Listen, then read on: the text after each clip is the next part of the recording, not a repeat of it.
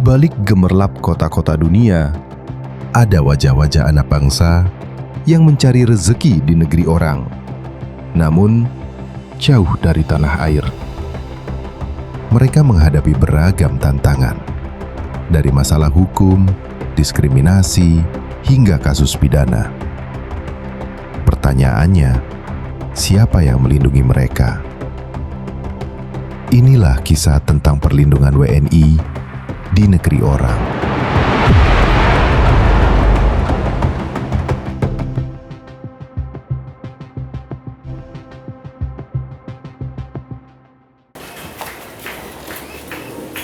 Thailand menjadi salah satu negara tujuan WNI untuk bekerja dan belajar. Namun, keberadaan mereka tidak selalu mudah. Masalah izin tinggal, perdata, hingga pidana bisa menjerat kapan saja. Data menunjukkan, ratusan kasus WNI ditangani setiap tahun, baik di Thailand maupun negara lain.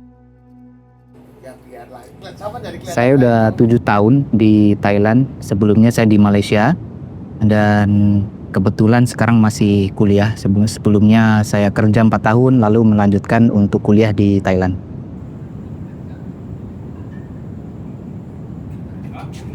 Saya memang ditugaskan ke sini, ini sudah negara ketiga saya ditugaskan di sini sebelum nanti berpindah lagi. Kalau saya sih dulu sebenarnya awalnya gara-gara project ya. Gara-gara project, terus karena ditugasin projectnya untuk negara Thailand, terus ditawarin mau ke sini apa enggak, ya nggak apa-apa gitu. Ini yang membuat kita juga kalau dibilang betah. Tetapi yang menurut saya kalau kerja di luar negeri, yang penting itu circle-nya, di luar pekerjaannya. Karena kalau pekerjaan, ya kita juga berhubungannya bukan dengan orang Indonesia kan, berhubungan dengan orang luar. Tapi begitu ini kalau ngomongin kangen keluar, kangen rumah, minimal saya kalau di sini ngopi kayak di rumah gitu. Untuk Thailand paling ketilang ya di jalan. Ketilang, ada operasi kita lupa bawa SIM atau lupa bawa dokumen. Ada sih cerita beberapa dari teman-teman juga, kita nggak langsung ketemu sama orangnya ya. Katanya nggak jadi kerja, dipulangkan, karena kita juga mendengar dari KBRI juga menolong mereka untuk repatriate atau mengembalikan mereka ke Indonesia. Kita lihat juga berita-berita dari sosial media di KBRI, mereka ditolonglah dari KBRI itu untuk dipulangkan kembali. Thailand ini kan buat orang Indonesia kan gampang sekali datangnya kan. Jadi mungkin yang paling banyak kan kasus TPPO kali ya, yang ya lagi banyak sekali di Thailand ini, karena ke Thailand kan visanya nggak perlu kan di wave, jadi orang bisa datang sebagai turis, kemudian dia ternyata ada kasus itu gitu. Jadi kalau ini pasti sering dengar dan memang banyak kan di sini gitu. Sebenarnya yang perlu dipersiapkan sebelum berangkat gitu. Dokumennya apa aja nih gitu. Udah semuanya udah list down, udah company-nya oke, dari kitanya oke, Thailandnya juga oke, bisa kerja segala macam udah siap. Baru kita dapat green lights gitu buat berangkat. Tapi kalau misalnya sebelum itu ada, sebenarnya agak ngeri juga. Tapi karena itu udah di awal udah di-clearkan, jadi ya masih aman sih alhamdulillah gitu. Di Bangkok, KBRI menjadi rumah kedua bagi WNI. Disinilah negara hadir, lewat duta besar dan aparat penegak hukum yang ditugaskan khusus, Atase Kejaksaan. Ada satu yang menarik, dan prosesnya ini masih berjalan sampai sekarang ini. Jadi sebenarnya masalah ini terkait dengan pemalsuan dokumen, tapi yang terjadi adalah karena kesalahan administrasi yang ada di Indonesia. Tapi berakibat kepada WNI kita ini harus ditahan. Ini menarik karena di sini kebetulan KBRI Bangkok punya Satgas PWNI. Jadi kami di dalam Satgas ini kami bekerja sama. Jadi atas kejaksaan, atas imigrasi, atas polisi, atas riset, kemudian dengan fungsi protokol dan konsuler, kami bekerja sama bagaimana caranya agar kita bisa menyelamatkan WNI ini.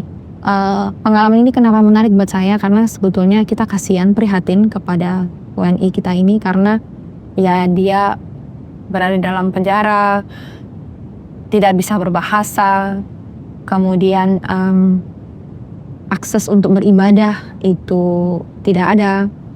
Jadi kita cukup prihatin, dan ini yang sekarang sedang kita kerjakan, yang kami kerjakan untuk membebaskan WNI ini. Mudah-mudahan dalam waktu dekat kita bisa segera memulangkan yang bersangkutan.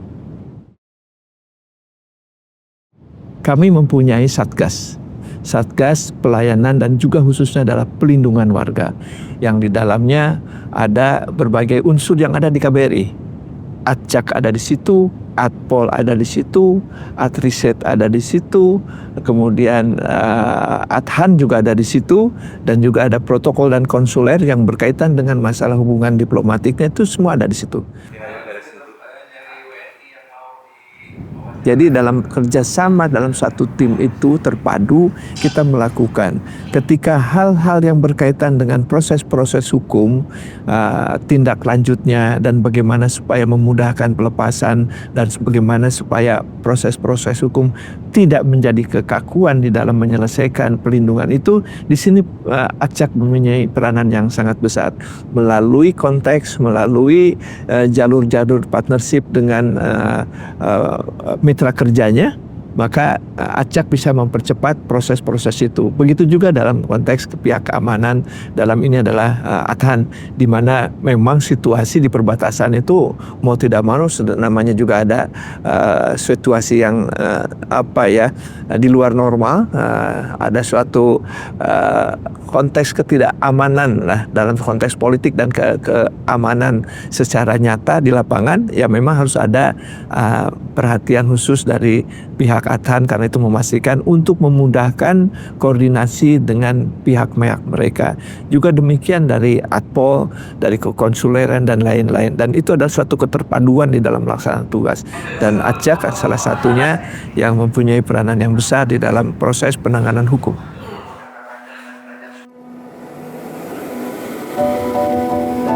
Perlindungan WNI di luar negeri tidak bisa dilakukan sendirian. Kerjasama antar negara menjadi kunci dalam penegakan hukum.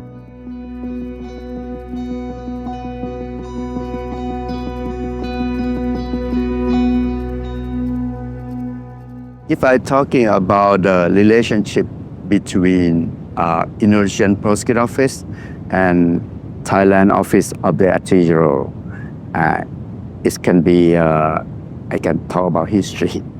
In fact, we have the first MOU of cooperation among the Prosecutor Office with Indonesia. Thailand have the first MOU with Indonesia. The first MOU in 1988, and after we signed that MOU, we have a lot of cooperation. We exchange the prosecutor. The Thai prosecutor being dispatched to be trained, join the training with Indonesian prosecutor in the training institute that you call Badika.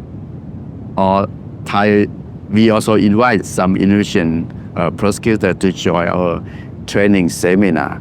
And then it's very close cooperation between Indonesia and Thailand.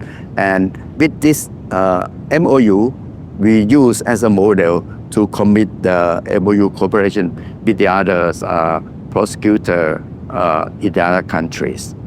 And for Indonesia, it's a very special relationship because Indonesia dispatched the prosecutor attaché, or you call narcotic attaché, but in fact they are the prosecutor to station in Indonesian embassy in Bangkok. And with this kind of person that can make our relationship closer. And when we have some difficulty, like as I mentioned before, the scam center, the human trafficking, Indonesian victims, we work closely with the prosecutor attaché at the Indonesian embassy to rescue, to overcome that difficulty. And at the end, we can rescue several Indonesian victims and repatriate back to Indonesia. This kind of working that we have the close relationship and can more effectively and contribute the successful outcome to the criminal justice system. So I'm really confident that in the future, Thailand and Indonesia prosecutor office can work closely and strengthen our relationship tightly. Hubungan Indonesia dan Thailand dalam konteks bilateral, kalau kita lihat secara mendasar adalah bagaimana peranan KBRI di dalam memastikan hubungan yang baik antara Indonesia dengan Thailand sehingga kita bisa melakukan kerjasama di segala bidang. Satu hal yang paling penting dan itu selalu saya garis bawahi, bahwa di dalam pelaksanaan fungsi diplomatik antara Indonesia dan Thailand adalah bagaimana dalam konteks naungan sebagai satu bendera merah putih, yaitu adalah melalui kedutaan besar KBRI yang sebut kita KBRI yang ada di Bangkok ini. Nah, kalau ditanya bagaimana peranan dari atas kejaksaan di dalam pelaksanaan perlindungan itu, ya tentu memiliki peranan yang signifikan. Bukan hanya di Thailand, Atase Kejaksaan juga hadir di berbagai belahan dunia. Dari Singapura, Riyadh, hingga Hong Kong. Mereka menjadi garda terdepan dalam perlindungan hukum bagi WNI. Pada waktu itu, bawa pulang hidup-hidup Satinah, ya, warga negara Indonesia dari Jepara yang diduga melakukan, bukan diduga, memang sudah diputus oleh pengadilan membunuh majikan. Dan waktu itu sudah ada proses diat sebesar 7 juta rial, atau kalau dikonversi lebih kurang ya, pada waktu itu sekitar 22 miliar. Nah, sebelum saya datang itu. Tapi ternyata kemudian ada laporan dari KBRI pada waktu itu bahwa Satinah yang sudah dibayar diat masih diajukan lagi dengan tuntutan hukuman mati. Nah, karena itu maka Presiden SBY memerintahkan Jaksa Agung pada waktu itu untuk memerintahkan Jaksa Agung, Menteri Luar Negeri untuk mengirim jaksa. Sebenarnya 2, satu di Malaysia, satu di Arab Saudi. Karena di Malaysia dan di Arab Saudi tingkat WNI yang bermasalah hukum dan diancam hukum mati itu sangat tinggi. Nah, hal yang pertama sampai di sana saya bongkar dokumen-dokumennya tentang Satinah, apa-apa yang sudah dilaksanakan, dan saya pelajari KUHAP-nya, hukum acaranya. Kita hadir ke sana mensupport Kementerian Luar Negeri dalam rangka memberikan perlindungan kepada warga negara Indonesia sebagai bentuk kehadiran negara. Alhamdulillah dengan kesamaan visi, kesamaan misi, kita full support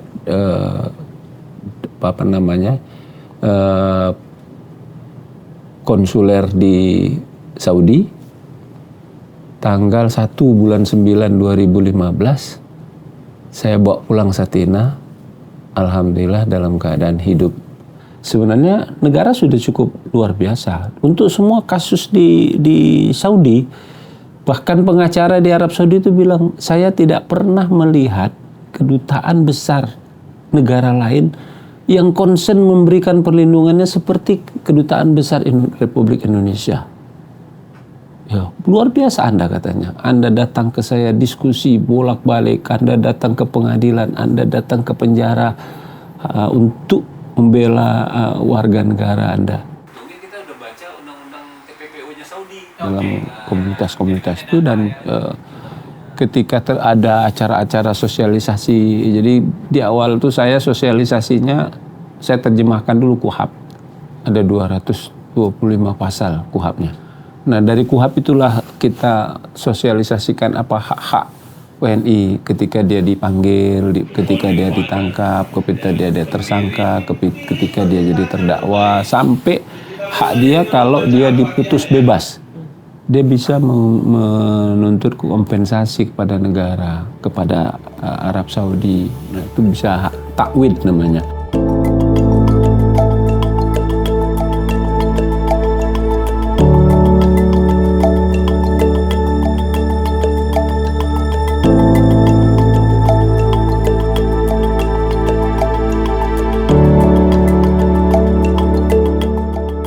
Keberadaan atas kejaksaan, kalau berbicara dalam konteks Hong Kong, kebetulan Pak Konjen itu membentuk sebuah satuan tugas yang namanya Satuan Tugas Perwakilan Perlindungan Terpadu, yang di dalamnya merupakan sinergi atau kolaborasi dari berbagai macam fungsi yang ada, kejaksaan, kepolisian, imigrasi, ketenaga kerjaan, dan tentunya di bawah koordinasi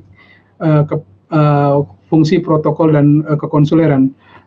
Kita bekerja bersama-sama melakukan bagiannya, karena sebuah masalah nggak mungkin bisa dilihat hanya dari satu perspektif saja, perspektif hukum saja, tidak bisa begitu, karena ini melibatkan banyak masalah. Orang yang ditangkap dari majikannya misalnya, ada berarti hak-haknya belum diselesaikan, begitu kan? Nah, hak-haknya belum diselesaikan itu adalah ranahnya ketenagakerjaan. Dia pasti berhubungan dengan masalah, misalnya setelah ini izin tinggalnya bagaimana, itu imigrasi. Terkait dengan kejaksaan mungkin berbicara masalah kasusnya, substansi kasusnya dan proses yang harus mereka jalani. Kalau memang mereka mendapat laporan terkait dengan permasalahan ini, ada akar permasalahan di Indonesia, ada juga konsul kepolisian. Jadi kita bekerja bersama-sama. Nah, keberadaan atas kejaksaan di dalam konteks itu, saya lebih sepakat dengan istilah, bukan nyaman dengan konsul kejaksaan, tetapi lebih sepakat dengan istilah bagaimana kita memberikan sebuah nilai tambah pada kolaborasi yang sudah ada, sehingga keberadaan kita bermanfaat gitu untuk menambah kolaborasi itu. Orang-orang di dalam penjara bukan semuanya jahat, tetapi ada kebanyakan mereka nggak tahu. Dan inilah kesempatan kita untuk membantu saudara-saudara kita. Jadi ini pekerjaan yang sangat menantang tapi menyenangkan bagi saya, karena kesempatan kita untuk melayani sesama. Baru kemarin saja saya ada kesempatan, ada sebuah seminar penyuluhan hukum bersama-sama dengan teman-teman. Saya menjelaskan sebuah paparan dengan sebuah tema yang sangat sederhana, yaitu adalah jika saja saya tahu. Karena kalau kamu nggak tahu, kamu bisa ngambil keputusan-keputusan yang salah dan keliru. Yang kita bisa lakukan adalah menjalin sebuah hubungan yang baik. Hubungan yang baik, baik secara formal maupun secara informal, yaitu hubungan antara personal, antara kita dengan rekan-rekan kita yang ada, misalnya dari correctional service, dari kepolisian, dari DOJ, itu DOJ adalah Department of Justice-nya Hong Kong. Kalau kita menganukan jalur formal, ini baru kemarin beberapa kita coba, mungkin untuk bisa mengeluarkan sebuah data ke kita perlu 1 bulan waktunya. Berapa sih warga negara kita yang ada di tahanan di penjara misalnya, perlu 1 bulan. Tapi dengan hubungan informal, kita bisa mereka cuma bisa mengatakan kita, oke, kalau saya persurat ke kamu, itu perlu 1 bulan. Tapi kalau kamu catat aja apa yang saya katakan, sekarang pun saya bisa. Nah, hal-hal itu yang dibangun melalui komunikasi person to person, dan itu yang kita lakukan. Tetapi 2 hal itu sama-sama penting. Formalnya penting, yang non formalnya juga berjalan. Dan di sisi-sisi inilah kita membangun sinergi, membangun kerjasama.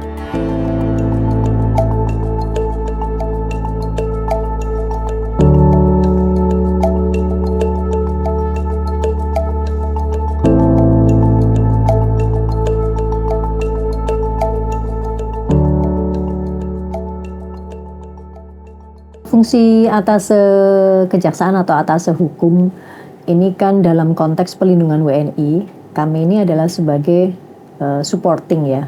Fungsi kami adalah membantu atau mendukung apa yang dilakukan oleh kantor perwakilan sebagai bagian dari misi diplomatik, yaitu melakukan pelindungan terhadap WNI yang ada di luar negeri.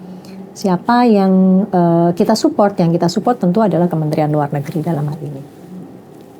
Kalau ditanya apa fungsi utama atau peran dari atase kejaksaan? Karena kami ini adalah atase teknis, dan kami memiliki pengalaman sebagai praktisi, maka tentu keberadaan kami diharapkan mampu untuk memberikan masukan, memberikan insight yang kaitannya dengan litigasi. Meskipun bukan kami yang akan maju untuk melakukan litigasi di negara akreditasi, namun dengan pengalaman praktis yang kami miliki, kami bisa memberikan input, memberikan insight kepada proses pelindungan WNI itu sendiri, khususnya terhadap mereka yang menghadapi masalah pidana. Setiap warga negara Indonesia yang di luar negeri itu wajib tahu, wajib memahami bahwa negara itu selalu akan hadir untuk mereka. Siapa yang mewakili negara Indonesia di negara tempat mereka tinggal atau negara di kantor perwakilan gitu ya, itu adalah kedutaan besar atau konsul jenderal. Jadi mereka harus tahu bahwa ketika ada persoalan, khususnya persoalan hukum yang mereka hadapi di negara tempat dia tinggal di luar negeri, maka dia harus segera mencari perlindungan. Bagaimana cara mencari perlindungan? KBRI di seluruh dunia itu dia punya website yang sangat informatif, dan saya yakin bahwa saat ini semua warga kita, terutama yang bekerja di luar negeri, mereka melek teknologi ya. Jadi mereka bisa mencari tahu. Kalau memang tidak bisa mengakses website, setidak-tidaknya mereka harus mengenal siapa yang menjadi biasanya di mereka itu ada kelompok-kelompok gitu ya, ada komunitas. Nah, siapa yang menjadi pimpinan komunitas kemudian mengkomunikasikan apa yang menjadi persoalan mereka. Stakeholder yang terkait dengan atase hukum adalah AGC Singapura ya, atau Kejaksaan Agung Singapura. Bagaimana mereka membantu kinerja kami? Mereka sangat welcome terhadap keberadaan atase kejaksaan, bahkan salah satu yang mensupport ditempatkannya atase kejaksaan di Singapura adalah AGC of Singapore.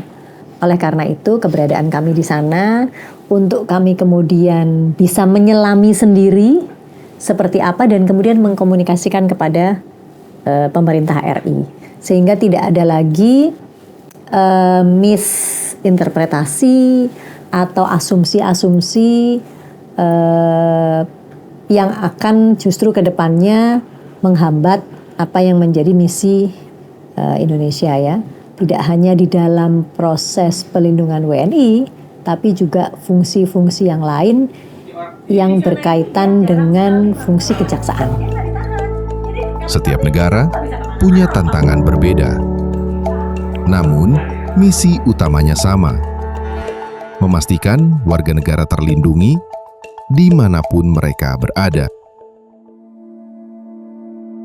Pengalaman para atase kejaksaan di lapangan menunjukkan betapa pentingnya perlindungan itu. Dan agar setiap langkah benar-benar efektif, arahan menyeluruh dari Kementerian Luar Negeri, khususnya Direktorat PWNI, menjadi fondasi yang menjaga keberlanjutan perlindungan bagi mereka. Jadi kalau kita berbicara mengenai pelindungan warga negara Indonesia di luar negeri, tentu ada berbagai macam undang-undang yang menjadi rujukan kita. Yang pertama tentunya adalah Undang-Undang 37 tahun 99 mengenai hubungan luar negeri. Di situ bahkan ada satu bab khusus yang mengatur bagaimana negara harus hadir dalam setiap permasalahan yang dihadapi oleh warganya. Ya. Nah, dalam konteks koordinasi internal yang dilakukan oleh Kementerian Luar Negeri, dalam hal ini Direktorat Pelindungan WNI dengan perwakilan RI, memang Direktorat PWNI memiliki tugas dan tanggung jawab melakukan fungsi koordinasi dan juga pengendalian terkait dengan segala macam bentuk pelayanan dan pelindungan bagi warga negara Indonesia di luar negeri. Sebagai contoh, ketika ada penanganan kasus, ya, kita mengkoordinasikannya di pusat, kemudian kita koordinasikan dengan perwakilan RI terkait. Kita bicara tidak hanya masalah penanganan kasus saja, kita bicara juga pelayanan kekonsuleran. Ya. Kita memahami bahwa pola keberangkatan warga negara kita ke luar negeri, ya, itu kan dalam konteks migrasi. Ya. Driver for migration itu bermacam-macam. Ada yang ingin tujuannya menambah penghasilan dengan bekerja di luar negeri, ada yang ingin menambah pengetahuan dengan sekolah, atau ingin ikut dengan keluarganya, bermacam-macam. Namun inti masalahnya atau inti yang harus diatasi bersama adalah bagaimana kita, negara, dan seluruh stakeholder yang ada bisa membangun apa yang kita sebut sebagai koridor aman migrasi. Itu intinya. Jadi bagaimana negara hadir dengan membangun koridor aman tersebut. Nah, tentu ketika kita bicara membangun koridor aman, kita tidak bisa hanya bicara mengenai Indonesia sebagai negara asal. Kita harus bicara juga mengenai negara transit. Kita juga harus bicara mengenai negara tujuan. Nah, oleh karena itu tidak bisa tidak. Kita harus bekerja sama dengan banyak negara. Ya, baik itu negara transit maupun negara tujuan dalam konteks bilateral, namun juga kita perlu angkat dalam konteks regional. Nah, dalam konteks regional kita sudah punya mekanisme ASEAN. Kita punya mekanisme aktif, ya, ASEAN Convention on Combating Trafficking in Person. Kemudian kita juga punya Bali Process. Itu di kerjasama regional di mana kita menjadi salah satu co-chair bersama Australia. Ya. Dan kemudian kita juga punya kerjasama multilateral, UNODC.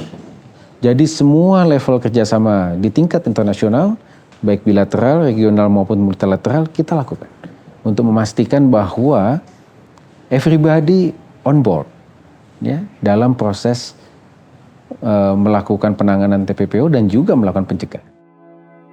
Dari pengalaman itu, kita belajar bahwa perlindungan WNI bukan sekedar formalitas, tetapi perjuangan nyata yang menuntut dedikasi dan keberanian.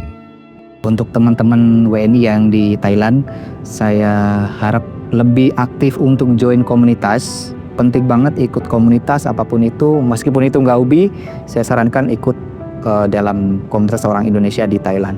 Kepercayaan yang orang-orang Indonesia itu berlebih itu malah jadi kadang-kadang jadi bumerang gitu ya. Kayak when it's too good to be true, be careful gitu ya. Satu paling gampang adalah apakah sudah punya kontrak yang jelas.